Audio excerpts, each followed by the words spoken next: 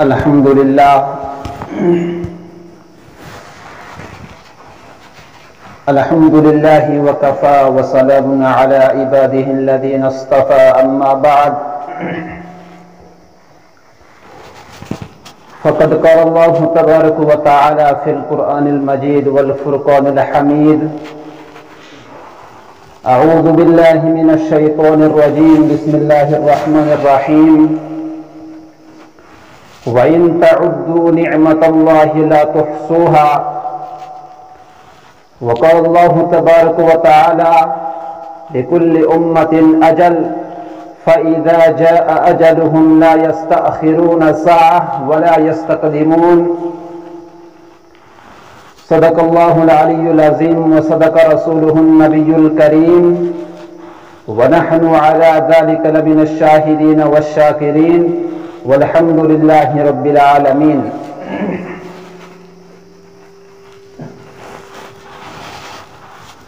میرے محترم بزرگوں، دوستوں، نوجوان ساتھیوں، اللہ تبارک و تعالی کا بہت بڑا فضل، کرم، احسان ہوا جس اللہ تبارک و تعالی نے ہم سب کو ایمان والوں گھروں کے اندر پیدا فرمایا ہے۔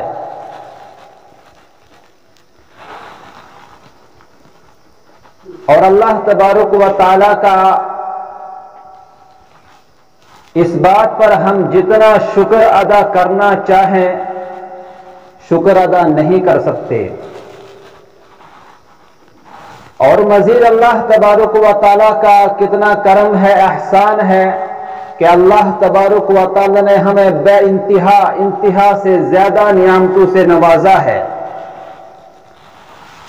اگر ہم ان نعمتوں پر غور کریں، اللہ تبارک و تعالی فرماتے ہیں وَإِن تَعُدُّوا نِعْمَةَ اللَّهِ لَا تُحْصُوهَا، کہ اگر تم میری نعمتوں کو گننا چاہو، شمار کرنا چاہو تو گن نہیں سکتے، شمار نہیں کر سکتے۔ انسان ذرا اپنے جسم پر، اپنے بدن پر غور کرے، انسان کی جو زندگی ہے اس پوری زندگی پر غور کرے، دن رات کے 24 گھنٹوں کے اندر انسان کتنی چیزوں کو استعمال کرتا ہے، اللہ کی دی ہوئی کن کن نعمتوں کو استعمال کرتا ہے، ان سے فائدہ حاصل کرتا ہے۔ انسان اگر ان پر غور کرے گا، انسان کو پتہ چلے گا کہ میں 24 گھنٹوں کے اندر دن رات میں اللہ کی کتنی نعمتوں کو استعمال کر رہا ہوں، ان سے فائدہ حاصل کر رہا ہوں۔ میرے دوستو، اللہ تبارک و تعالی نے ہم پر جتنے احسانات فرمائے ہیں، کرم کیے ہیں، اگر ہم ان کا شکر ادا کرنا چاہیں تو نہیں کر سکتے۔ ایک مرتبہ ایک بادشاہ کہیں جا رہا تھا، راستے میں چلتے چلتے اس نے دیکھا کہ ایک سمندر کے سائے میں، سمندر کے ساتھ میں ایک چھوٹا سا معصوم بچہ ہے جو بہت چھوٹا ہے، کم عمر کا لڑکا ہے، وہ وہاں پر پڑا ہوا ہے اور رو رہا ہے، چیخ رہا ہے، چلا رہا ہے۔ جیسے ہی بادشاہ کی نظر اس بچے پر پڑی تو بادشاہ نے فوراً اپنے فوجیوں کو حکم دیا کہ جاؤ اس بچے کو اٹھا کر لاؤ اور میرے محل کے اندر لے چلو۔ وہ فوجی فوراً گئے اور بچے کو وہاں سے اٹھایا اور بادشاہ کے ساتھ محل کے اندر لے گئے۔ بادشاہ نے اس بچے کے رہنے سہنے کے لیے بہتر طریقے سے انتظام کیا،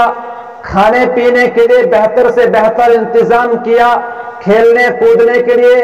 اور سیر و تفریح کرنے کے لیے اس بچے کے لیے باغات بنائے۔ غرض کہ انسان کو جس جس چیز کی ضرورت پڑتی ہے ہر طرح سے اس بادشاہ نے اس بچے کے لیے ہر چیز مہیا کر دی۔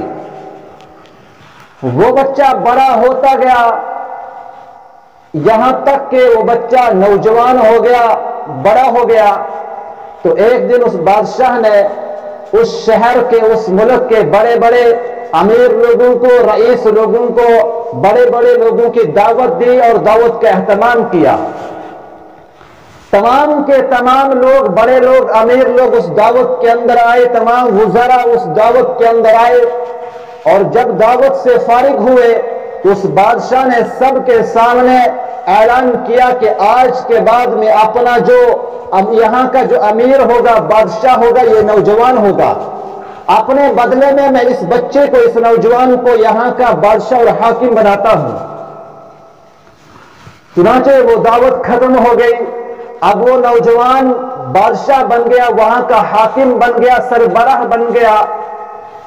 جیسے ہی اس بچے کے ہاتھ میں، اس نوجوان کے ہاتھ میں حکومت آئی، اب اس نوجوان کو چاہیے تھا کہ اس حکومت کو آگے بڑھاتا، اس ملک کے اندر، اس شہر کے اندر ترقی لاتا، اس حکومت کو آگے بڑھاتا، ملک کے اندر خوشحالی لاتا، لیکن وہ ان تمام باتوں کو چھوڑ کر ملک کے اندر ظلم و ستم پھیلانے لگا، اس حکومت کو گرانے کی سازشیں کرنے لگا اور اس ملک کا باغی بن گیا۔ جیسے اس پہلے والے بادشاہ کو پتا چلا، اس نے فوراً فوجیوں کو حکم دیا کہ جاؤ اس کو پکڑ کر لاؤ اور جیل کے اندر بند کر دو، کیونکہ وہ بادشاہ بہت عقل مند اور ہوشیار تھا، اس نے کام کی حکومت اپنے پاس رکھی تھی اور نام کی حکومت اس نوجوان کو سونپی تھی کہ پتا چل جائے گا کہ یہ نوجوان حاکم بننے کے لائق ہے یا نہیں۔ تو بالکل اسی طرح سے ایک انسان تھا، کچھ بھی نہیں تھا، انسان مٹی کے ذرات تھا، اور پھر اللہ تبارک و تعالیٰ نے ان مٹی کے ذرات سے، وہ ذرات جن کو اگر پھونک مار دیا جائے تو وہ ذرے ہوا کے اندر اڑ جائے، اگر ان ذرات کو جھاڑ دیا جائے تو وہ ذرات زمین پر گر جائے، اللہ تبارک و تعالیٰ نے مٹی کے ان ذرات سے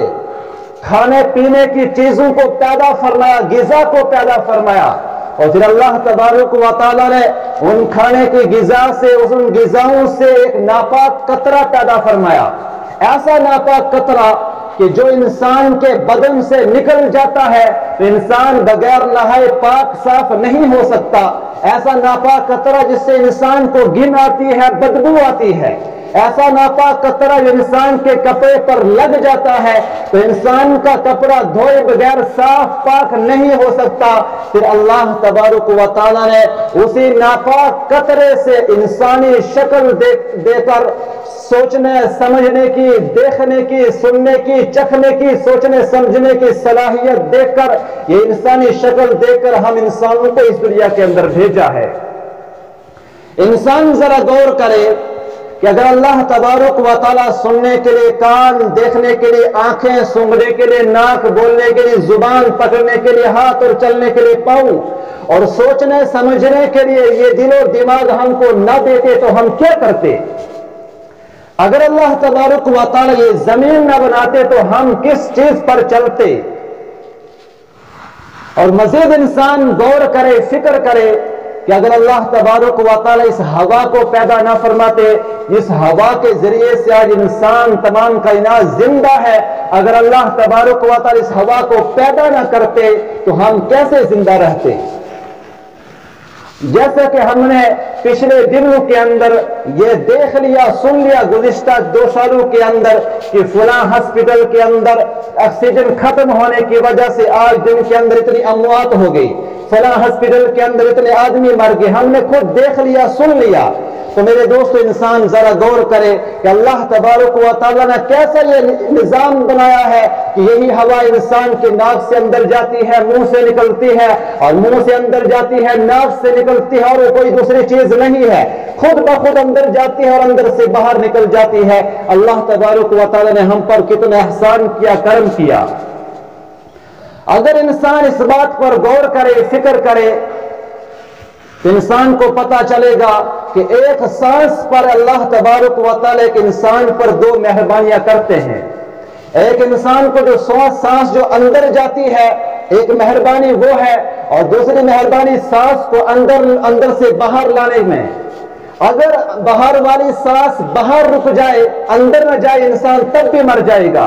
اور اگر جو سانس اندر چلی جاتی ہے وہ اندر رک جائے، باہر نہ آئے انسان، تب بھی مر جائے گا۔ تو معلوم ہوا کہ ایک سانس میں اللہ تبارک و تعالیٰ کے انسان پر دو مہربانیاں کرتے ہیں۔ انسان ذرا جب سوچے گا، فکر کرے گا کہ اللہ تبارک و تعالیٰ نے مجھ پر کتنے احسانات کیے ہیں، کرم کیے ہیں، کتنی نعمتوں سے نوازا ہے، تو پھر اگر انسان ان نعمتوں پر اللہ کا شکر کرے گا، جب انسان ان تمام نعمتوں پر غور و فکر کرے گا، جب انسان تمام نعمتوں کو دیکھے گا، تو انسان کو چاہیے تھا، جب انسان ان تمام نعمتوں کو استعمال کر رہا ہے، ان سے فائدہ حاصل کر رہا ہے، تو انسان کو چاہیے تھا کہ اس کے بدلے میں ہر وقت اللہ کا شکر ادا کرتا۔ انسان کو چاہیے تھا کہ ہر وقت انسان کا ماتھا، انسان کا سر اللہ کی بارگاہ میں جھکا رہتا، ہر وقت انسان کا دل اس اللہ کے ذکر میں مشغول رہتا۔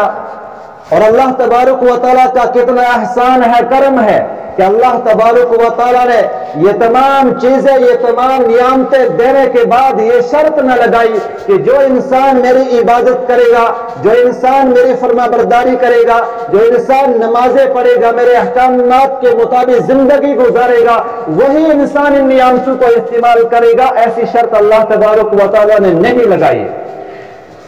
بلکہ اللہ تبارک و تعالیٰ نے فرمایا کہ تم دن رات کے 24 گھنٹوں میں سے 23 گھنٹے اپنے کاموں کے اندر لگاؤ، زندگی کے جو معاملات ہیں، دنیاوی جو معاملات ہیں، 23 گھنٹے تم ان معاملات کے اندر لگاؤ، اور رات دن میں سے صرف 1 گھنٹہ میری عبادت اور بندگی میں لگاؤ، تو کل قیامت کے دن ان تمام نعمتوں کے بارے میں کوئی سوال ہی نہیں کروں گا۔ میرے دوستو، آپ علیہ الصلاۃ والسلام نے ارشاد فرمایا، الحیاء شعبۃ من الایمان، کہ حیا جو ہے یہ ایمان کا ایک حصہ ہے۔ جب انسان کے اندر حیا ہوتی ہے، شرم ہوتی ہے، تو انسان ہر گناہ سے، ہر نافرمانی سے، ہر برے کام سے اپنے آپ کو بچانے کی کوشش کرتا ہے۔ لیکن جب انسان کے اندر سے حیا، شرم و حیا ختم ہو جاتی ہے، تو پھر انسان ایسے ایسے کام کرتا ہے، ایسی ایسی حرکتیں کرتا ہے، ایسے ایسے گناہ اور نافرمانیاں کرتا ہے جس کو انسان سوچ بھی نہیں سکتا۔ اور فرمایا آپ علیہ الصلوۃ والسلام نے کہ جب انسان گناہ کرتا ہے، گناہ پر گناہ کرتا چلا جاتا ہے، نافرمانیوں پر نافرمانیاں کرتا چلا جاتا ہے، تو پوری دنیا کی مخلوق اس انسان کے لیے بد دعائیں کرنا شروع کر دیتی ہے۔ یہاں تک کہ چرندے، پرندے، سمندر کے اندر رہنے والی مچھلیاں اور دلوں میں رہنے والی چیونٹیاں بھی اس بدبخت انسان کے لیے بد دعائیں کرنا شروع کر دیتی ہے۔ اور مزید آپ علیہ الصلوۃ والسلام نے فرمایا کہ ایسے انسان کو جو اللہ کے احکامات کی نافرمانیاں کرتا ہے، گناہ کرتا ہے،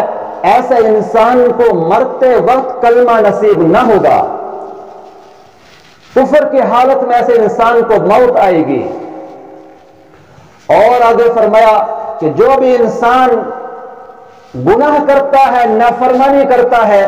تو وہ آپ علیہ الصلوۃ والسلام کو تکلیف پہنچاتا ہے، اور جو بھی انسان حضور صلی اللہ علیہ وسلم کو تکلیف پہنچائے گا، اس انسان کو مرتے وقت کلمہ نصیب نہیں ہوگا۔ میرے دوستو، عربی کا ایک مقولہ ہے کہ اگر برتن کے اندر کوئی چیز ہے، اس برتن میں سے اگر کوئی آدمی اس چیز کو نکالنا چاہے تو برتن سے وہی چیز نکلے گی جو برتن کے اندر ہوگی۔ فرمایا کہ جب انسان گناہ پر گناہ کرتا چلا جاتا ہے، نافرمانی پر نافرمانی کرتا چلا جاتا ہے، تو اس انسان کے دل پر، اس انسان کو جو دل ہے یہ سیاہ ہو جاتا ہے، کالا ہو جاتا ہے۔ جب گناہ پر گناہ کرتا چلا جاتا ہے انسان کا دل سیاہ ہوتا جاتا ہے یہاں تک انسان کا پورا دل سیاہ ہو جاتا ہے، کالا ہو جاتا ہے، اور گناہ اور نافرمانیاں اس کے دل میں رچ بس جاتی ہے۔ اور جب انسان کے دل پر گناہ رچ بس جاتے ہیں تو پھر انسان کو مرتے وقت انسان کی زبان سے وہی باتیں نکلیں گی، وہی کلام نکلے گا جو انسان کے دل میں ہوگا۔ وہ ایک آدمی مر رہا تھا، کتابوں کے اندر لکھا ہے کہ جب اس کا آخری وقت آیا تو اس سے کلمہ پڑھنے کے لیے کہا گیا تو آگے سے کہنے لگا کہ میں کلمہ پڑھنا چاہتا ہوں لیکن میں پڑھ نہیں پاتا ہوں، کوئی آ کر میری زبان پکڑ لیتا ہے۔ ایک آدمی مر رہا تھا، دنیا کے اندر وہ شراب پیتا تھا، جب آخری وقت آیا تو اس سے کہا گیا کہ لا الہ الا اللہ محمد رسول اللہ پڑھ لو، تو آگے سے کہنے لگا کہ شراب کا ایک جام اور پلا دو۔ اسی طریقے سے ایک اور نوجوان مر رہا تھا، آخری وقت تھا، اس سے کہا گیا کہ کلمہ پڑھ لو، ایمان کی حالت میں تمہاری موت آئے گی اور آخرت کے اندر تم کامیاب و کامران ہو جاؤ گے، تو آگے سے کہنے لگا کہ میں یہ کلمہ نہیں پڑھتا اور اس حال میں مر گیا۔ میرے دوستو، انسان کے دل کے اندر جو بات ہوگی وہی مرتے وقت انسان کے زبان سے وہی بات نکلے گی۔ ایک نوجوان حضرت ابراہیم بن ادہم رحمہ اللہ کے پاس آیا اور کہنے لگا کہ مجھے کوئی ایسا طریقہ بتاؤ، ایسا راستہ بتاؤ کہ میں اللہ کی نافرمانی بھی کرتا رہوں، گناہ بھی کرتا رہوں اور آخرت کے اندر مجھے عذاب بھی نہ ہو، عذاب سے بھی بچ جاؤں۔ تو حضرت ابراہیم بن ادہم رحمہ اللہ نے فرمایا کہ جب تیرا دل چاہے کہ میں گناہ کروں، نافرمانی کروں، تو ایسی جگہ پر چلے جانا جہاں پر تجھے اللہ نہ دیکھ رہا ہو، وہاں پر جا کر گناہ کرنا۔ تو آگے سے نوجوان کہنے لگا کہ ایسی جگہ تو کوئی ہے ہی نہیں جہاں پر اللہ نہ دیکھ رہا ہو۔ تو پھر آگے حضرت ابراہیم بن ادہم نے کہا کہ جب تمہارے دل کے اندر گناہ کا خیال آئے، نافرمانی کرنے کا خیال آئے، تو تم اللہ کے دیے ہوئے رزق کو کھانا چھوڑ دو اور پھر نافرمانی اور گناہ کرو۔ تو آگے سے نوجوان کہنے لگا کہ ایسا تو ہو ہی نہیں سکتا کہ میں اللہ کے دیے ہوئے رزق کو نہ کھاؤں، اگر میں کھانا نہیں کھاؤں گا تو میں مر جاؤں گا، ختم ہو جاؤں گا۔ پھر فرمایا کہ اگر تم یہ بھی نہیں کر سکتے تو ایسا کام کرو کہ اللہ کی بادشاہت سے نکل جاؤ، اس زمین سے باہر نکل جاؤ اور پھر گناہ کرو۔ تو نوجوان کہنے لگا کہ ایسا بھی نہیں ہو سکتا کہ یہ دنیا تو ایک گھڑے کی طرح ہے، پانی کے گھڑے کی طرح ہے، اور انسان اس گھڑے میں مچھلی کی طرح ہے۔ اگر مچھلی کو سمندر سے، پانی سے باہر نکال دیا جائے تو مچھلی مر جاتی ہے، اسی طریقے سے ایسی جگہ کوئی نہیں ہے جہاں میں جا کر گناہ کروں۔ پھر فرمایا کہ اگر تم یہ بھی نہیں کر سکتے تو جب ملک الموت تمہارے پاس حضرت اسرائیل تمہاری روح قبض کرنے کے لیے آئیں گے تو اس وقت ملک الموت سے کہنا کہ تھوڑی دیر کے لیے رک جاؤ، میں پہلے معافی مانگ لیتا ہوں، توبہ کر لیتا ہوں، پھر میری روح کو قبض کرنا۔ تو نوجوان کہنے لگا کہ ایسا بھی نہیں ہو سکتا، کیونکہ اللہ تبارک و تعالی نے فرمایا ہے لِكُلِّ أُمَّةٍ أَجَلٌ فَإِذَا جَاءَ أَجَلُهُمْ لَا يَسْتَأْخِرُونَ سَاعَةً وَلَا يَسْتَقْدِمُونَ، کہ جب موت آتی ہے تو وہ موت ایک سیکنڈ کے لیے پیچھے یہ آگے ہرگز نہیں ہو سکتی۔ تو پھر حضرت ابراہیم بن ادہم نے کہا کہ اگر یہ بھی نہیں کر سکتے تو جب تم کو قبر کے اندر ڈال دیا جائے گا، منکر اور نکیر تمہارے پاس سوال جواب کرنے کے لیے آئیں گے، جب وہ تمہارے پاس قبر کے اندر داخل ہوں گے تو فوراً ان کو وہاں سے باہر نکال دینا، ان سے کہنا کہ تم کس کی اجازت سے قبر کے اندر آئے ہو۔ تو نوجوان کہنے لگا کہ ایسا بھی میں ہرگز نہیں کر سکتا، میرے اندر اتنی طاقت اور ہمت کہاں ہے کہ میں منکر اور نکیر کو قبر سے باہر نکال دوں۔ آگے حضرت ابراہیم بن ادہم نے پھر کہا کہ اگر یہ بھی نہیں کر سکتے تو جب میدان محشر کے اندر تمہارے ہاتھ میں تمہارے نام اعمال کو دیا جائے گا और अल्लाह तबारक व तआला फरिश्तों को हुक्म देंगे कि इस बंदे को घसीट कर जहन्नम के अंदर डाल दो, उस वक्त फौरन अल्लाह तबारक व तआला के सामने खड़े हो जाना और जिद पकड़ के खड़े हो जाना और कहना, ये बारी इलाही आप मुझे जहन्नम के अंदर डाल नहीं सकते, मैं जहन्नम के अंदर नहीं जाऊंगा। वो नौजवान कहने लगा, ए अल्लाह वाले, मैं ये भी नहीं कर सकता। आगे से हजरत इब्राहिम बिन अदहम ने जवाब दिया, ए नौजवान, जब तू इन कामों में से कुछ भी नहीं कर सकता तो फिर अल्लाह की नाफरमानियां क्यों करता है, गुनाह क्यों करता है? तो उस गुनाह को, उस नाफरमानियों को अल्लाह के सामने कैसे कर लेता है, जिस गुनाह को तू अपने महल्ले वालों के सामने, अपने माँ बाप के सामने, अपने भाई बहन के सामने, घर वालों के सामने नहीं कर सकता। उस गुनाह से तू डर रहा है, इस बात से तू डर रहा है कि लोग मुझे क्या कहेंगे, अगर ये गुनाह करूंगा, ये नाफरमानी करूंगा, लोग मुझे क्या कहेंगे। लेकिन तुझे लोगों का डर है, अल्लाह का डर और अल्लाह का खौफ नहीं है। मेरे दोस्तों, इंसान को आज फिक्र है, अगर मैं गुनाह करूंगा, नाफरमानी करूंगा, कोई गलत काम करूंगा तो लोग मुझे क्या कहेंगे, घर वाले माँ बाप मुझे क्या कहेंगे, भाई बहन मुझे क्या कहेंगे, मेरे रिश्तेदार मुझे क्या कहेंगे कि इसने ऐसा काम किया। लेकिन इंसान को यह फिक्र नहीं कि वो खालिक कायनात, वो परवरदिगार मेरे साथ क्या मुआमला करेगा कि जिस खालिक कायनात ने गुनाह करने के जुर्म में, नाफरमानी करने के जुर्म में कौम आद और समूद को तूफान के जरिए से नेस्तो नाबूद कर दिया, जिस खालिक कायनात ने, जिस परवरदिगार ने कौम लूत को जमीन से उठाकर आसमान पर और आसमान पर जमीन पर पटक कर मार दिया, वो रब्बे कायनात जिसने फिरऔन को दरिया के अंदर डुबाकर नेस्तो नाबूद कर दिया, वो खालिक कायनात मेरे साथ क्या मुआमला करेगा।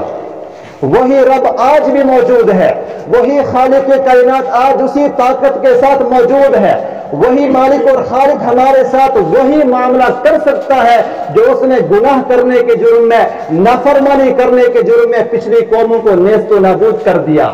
मेरे दोस्तों, मैं एक बात कहता हूं कि आज उम्मत मुस्लिमा के अंदर जितने गुनाह और नाफरमानियां हो रही है, शायद के इतने गुनाह और नाफरमानियां पिछली उम्मतों के अंदर नहीं हुए हैं। लेकिन हुजूर सल्लल्लाहु अलैहि वसल्लम का वो रोना, हुजूर सल्लल्लाहु अलैहि वसल्लम का वो गिड़गिड़ाना और हुजूर सल्लल्लाहु अलैहि वसल्लम की वो दुआएं यहां पर काम आ रही है कि आप अलैहिस्सलातु वस्सलाम ने अल्लाह तबारक व तआला से दुआ की, ए बारी इलाही मेरी उम्मत पर ऐसा कोई बड़ा अजाब नाजिल न करना जिस अजाब के जरिए से पूरी बस्तियां की बस्तियां, महल्ले के महल्ले, पूरा खानदान नेस्तो नाबूद हो जाए। इस दुआ और बरकत की वजह से पूरी उम्मत मुस्लिम आज बची हुई है। इसलिए मेरे दोस्तों, इंसान जरा गौर करे कि अल्लाह तबारक व तआला ने ये जो जिंदगी अता फरमाई है, तो इंसान की उम्र कितनी है, उम्र के बारे में तो अल्लाह तबारक व तआला के अलावा कोई नहीं जान सके कि इस इंसान को कितनी उम्र है। तब भी इंसान बिलफर्ज इंसान सोचे, अगर किसी इंसान की उम्र 70 साल या 60 साल है, इंसान जरा तसव्वुर करे, अगर किसी इंसान की उम्र 60 साल है, इंसान सोचे मैंने 60 साल के अंदर क्या क्या काम किया। इंसान जरा सोचे कि मैं दिन रात के अंदर अगर मैं 24 घंटों में से 8 घंटे सोता हूं, इंसान हिसाब लगाए तो 60 सालों में से 20 साल सोने के अंदर चले गए। इसी तरीके से अगर इंसान सोचे कि मैं दिन रात के अंदर काम करता हूं, अगर 24 घंटों में से इंसान 8 घंटे काम करता है तो हिसाब लगाए इंसान के 20 साल काम के अंदर गुजर गए। 60 में से 40, 20 और 20 40 निकालो, फिर 20 बाकी रहते हैं। इसी तरीके से इंसान दिन के अंदर खाना खाता है, अगर 3 टाइम को छोड़ो, सिर्फ 2 टाइम का खाना रखो, अगर इंसान दिन के अंदर 2 टाइम खाना खाता है, एक टाइम में आगे पीछे करते करते आधा घंटा लग जाता है। इंसान हिसाब लगाए, अगर दिन के अंदर 2 टाइम खाना खाता है तो 60 साल में से इंसान हिसाब लगाए तो 3 साल खाने के अंदर गुजर जाते हैं। इंसान फिर हिसाब लगाए कि अगर मेरी जिंदगी के 40 साल کام کاج کے اندر گزر گئے، سونے کے اندر گزر گئے، 3 سال کھانے پینے کے اندر گزر گئے، باقی میرے پاس کتنے سال باقی ہے؟ 17 یا 18 سال باقی رہتے ہیں، اور 17-18 سالوں میں سے انسان کا 15 سال کا بچپن ہے، 15 سال بچپن کے اندر گزر گئے، پھر 2 سال باقی انسان کے پاس بچتے ہیں۔ انسان ذرا سوچے کہ ان 2 سال کو میں نے اللہ کی عبادت کے اندر لگایا ہے یا نہیں۔ انسان کو سوچنے کی ضرورت ہے، سمجھنے کی ضرورت ہے۔ کتنا اس وقت حیرت ہوتی ہے، پریشانی ہوتی ہے کہ ایک مسجد کے اندر اذان ہوتی ہے، اور آج مسلمان مسجد کے ساتھ میں، میں کسی ایک مسجد کی بات نہیں کرتا، پورے علاقے کی بات کر رہا ہوں کہ ہر مسجد کا حال یہ ہے کہ مسجد کے اندر اذان ہوتی ہے، اور محلے کے لوگ یہاں تک کہ اچھے پڑھے لکھے لوگ مسجد کے ساتھ میں، کوئی کھیت کے اندر ہے، کوئی کچھ کام کر رہا ہے، کوئی مزدوری کر رہا ہے، اور یہ حالت ہے کہ مسجد کے اندر اذان ہوتی ہے اور ایک آدمی اپنے کھیت کے اندر کام کر رہا ہے، اور ساتھ میں یہ کہ اس کے جیب کے اندر موبائل گانا لگا ہوا ہے اور گانے سن رہا ہے، مسجد سے اذانیں ہو رہی ہیں، اور کچھ لوگ اپنی دکانوں کو بند کر کے مسجد آ رہے ہیں، اور وہ آدمی اپنے کھیت کے اندر اور مسجد کے ساتھ میں ہے، اور مسجد کے اندر گانے کی آواز بھی آ رہی ہے، اور وہ آدمی اپنے کام میں مشغول ہے، گانے سن رہا ہے مسجد سے۔ اور ہر مسلمان یہ کوشش کر رہا ہے میں کامیاب ہو جاؤں، کامیاب ہو جاؤں، کامران ہو جاؤں، اور مؤذن مسجد سے حی علی الصلاۃ، حی علی الفلاح کی آوازیں لگا رہا ہے کہ کامیابی کی طرف آؤ، کامیابی کی طرف آؤ۔ اس میں میرے دوستوں سوچنے سمجھنے کی ضرورت ہے کہ ہم کہاں تک پہنچ گئے، ہم کیا کیا حرکتیں کر رہے ہیں۔ اللہ تبارک و تعالی ہم سب کو زیادہ سے زیادہ عمل کرنے کی توفیق عطا فرمائے، گناہوں سے بچنے کی توفیق عطا فرمائے، نمازوں کی پابندی کرنے کی توفیق عطا فرمائے۔ وآخر دعوانا الحمدللہ رب العالمین۔ کی گزارش